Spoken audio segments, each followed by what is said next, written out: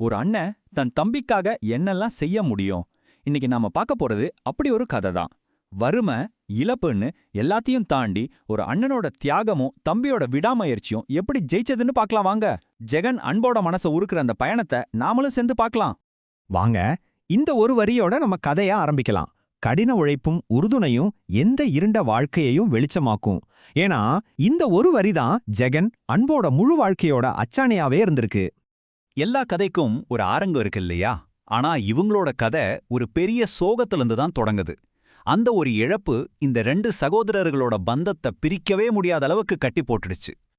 இதோ இவங்க தான் நம்ம கதையோட ஹீரோஸ். 15 வயசு ஜெகன் ரொம்ப சின்ன வயசுலயே தன் தம்பிக்கு ஒரு பாதுகாவலனா மாற வேண்டிய கட்டாயம். அப்புறம் 9 வயசு அன்பு, அவன்தான் ஜெகனோட மொத்த நம்பிக்கையும் எதிர்காலமும். திடீர்னு அவங்க வாழ்க்கை தலைகீழா மாறிடுச்சு.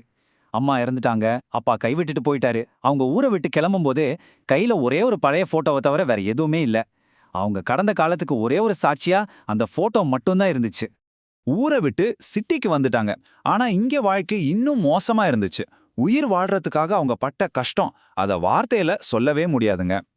இந்த பெரிய நகரத்தோட தெருக்கள் தான் அவங்களுக்கு வீடா மாறுச்சு. ராத்திரியில பஸ் ஸ்டாண்ட்ல அந்த சத்தத்துக்கு நடுவுல தான் அவங்களுக்கு அடைக்கலாம். சில நாட்கள்ல ரயில்வே பிளாட்ஃபார்ம்ல அந்த குளிரில நடுங்கிட்டே தூங்குவாங்க. ஒவ்வொரு நாளும் ஒரு புது போராட்டத்தோட தான் அவங்களுக்கு விடியும். ஒரு பக்கம் பசி, தீராத பசி அவங்கள வாட்டி வதைச்சிட்டே இருந்துச்சு. ஒருவேளை சாப்பாட்டுக்காக அவங்க படாத கஷ்டமே இல்ல. ஆனா பசியை விட கொடுமையானது மத்தவங்களோட பார்வைதான். புது இடத்துல அவங்க பட்ட அவமானம் தான். இந்த அனுபவங்கள் அவங்க மனசை ரொம்ப ஆழமா காயப்படுத்துருச்சு. இப்படிப்பட்ட ஒரு இருண்ட சூழ்நிலையில தான் ஜெகனோட தன்னலமற்ற தியாகம் ஒரு வெளிச்சமா வருது. தான் தம்பிக்காக அவன் செஞ்ச தியாகங்களை தான் இந்த கதையோட இதயமே. இங்க பாருங்க, இந்த ரெண்டு பக்கத்தையும் பார்த்தாதான் அவங்க நிலைமை புரியும். ஒரு பக்கம் ஜெகன் ஹோட்டல்ல பாத்திரம் கழுவுறது, மூட்டை தூக்குறதுன்னு உடம்ப வருத்திக்கிட்டான். எதுக்கு? இன்னொரு பக்கம் இருக்கானே அன்பு, அவனோட எதிர்காலம் பிரகாசமா இருக்கணும்னு. அண்ணனோட உழைப்புல அன்பு ஸ்கூலுக்கு போனா, கையில புத்தகத்தோட படிச்சான். ஜெகனோட தியாகத்தை புரிஞ்சுக்க இந்த ஒரு வரி போதும். யோசிச்சு பாருங்க, தம்பி பசியா இருக்கக்கூடாதுன்னு தான் பட்னியா கடந்திருக்கான். இதுக்கு மேல ஒரு அண்ணன் தம்பிக்கு என்னங்க செய்ய முடியும்? இதுதான் உண்மையான பாசம். அண்ணன் கொடுத்த இந்த வாய்ப்ப அன்பு கொஞ்சம் கூட வீணாக்கல. அந்த வாய்ப்பை வச்சு தனக்கும் தான் அண்ணனுக்கும் ஒரு புது வாழ்க்கைய, ஒரு புது விதியை எழுத ஆரம்பிச்சான். அவன் எப்படி ஜெயிச்சான் பாருங்க. முதல்ல ஜெகன் அவனை ஸ்கூல்ல சேர்த்து விட்டான். ரெண்டாவதா அதோட நிக்காம ராத்திரி நேரத்துல ஒரு பழைய லேப்டாப்ல தனியாவே கோடிங் கத்துக்கிட்டான். மூணாவதா அந்த அறிவை வச்சு அவனுக்கே சொந்தமா ஒரு மொபைல் ஆப்பை உருவாக்கினான். இந்த ஒரு நம்பர் தான் அவங்க வாழ்க்கைய மொத்தமா மாத்துச்சு. $1.1 மில்லியன்.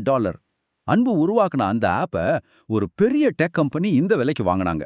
அவங்களோட பல வருஷ கஷ்டத்துக்கும் தியாகத்துக்கும் கிடைச்ச ஒரு மிகப்பெரிய வெற்றி இது. ஜெயிச்சதுக்கு அப்புறம் அவங்க தங்களோட கஷ்டமான கடந்த காலத்தை மறக்கல. தங்களுக்கு கிடைச்ச இந்த வெற்றியை வச்சு மத்தவங்களுக்கு உதவணும்னு முடிவு பண்ணாங்க. அதுதான் அவங்க கதையோட கிளைமேக்ஸே. அப்படி ஆரம்பிச்சது தான் இந்த MSPA அறக்கட்டளை. இதோட நோக்கம் ரொம்ப சிம்பிள். தங்கள மாதிரி கஷ்டப்படுற எந்த குழந்தையும் இனிமே அந்த வழியை அனுபவிக்க கூடாது. அவங்களோட நோக்கம் வெறும் பேச்சோட நிக்கல. பாருங்க, இலவச கல்வி, சத்தான சாப்பாடு, பாதுகாப்பான தங்குமிடம்னு ஒரு குழந்தையோட வளர்ச்சிக்கு என்னெல்லாம் தேவையோ அதெல்லாம் இந்த அறக்கட்டளை மூலமா கொடுக்குறாங்க. இது அவங்க வழியிலிருந்து பிறந்த ஒரு சேவை. இந்த அண்ணன் தம்பியோட கதை நம்ம மனசுல ஒரு முக்கியமான கேள்வியை எழுப்புது. நம்ம வாழ்க்கையில வர்ற பெரிய பெரிய கஷ்டங்களை எப்படி நம்மளோட மிகப்பெரிய பலமா மாத்திக்கிறது? யோசிச்சு பாருங்களேன். ஜெகன் அன்புவோட கதை நிஜமாவே மனசை தொடுற மாதிரி இருந்துச்சு இல்லையா? இது மாதிரி இன்னும் நிறைய இன்ஸ்பைரிங் கதைகளை நீங்க தெரிஞ்சுக்கணும்னு நினைச்சீங்கன்னா மறக்காம இந்த பதிவுக்கு ஒரு லைக் போடுங்க. உங்க நண்பர்களுக்கும் ஷேர் பண்ணுங்க. கண்டிப்பா நம்ம சேனலுக்கு சப்ஸ்கிரைப் பண்ணுங்க. அப்புறம் அந்த பெல் பட்டனை தட்டி விடுங்க. அப்போதான் அடுத்த பதிவு போட்டதும் உங்களுக்கு நோட்டிஃபிகேஷன் வரும். இந்த பதிவை பார்த்ததுக்கு ரொம்ப நன்றி. அடுத்த பதிவுல சந்திக்கலாம்.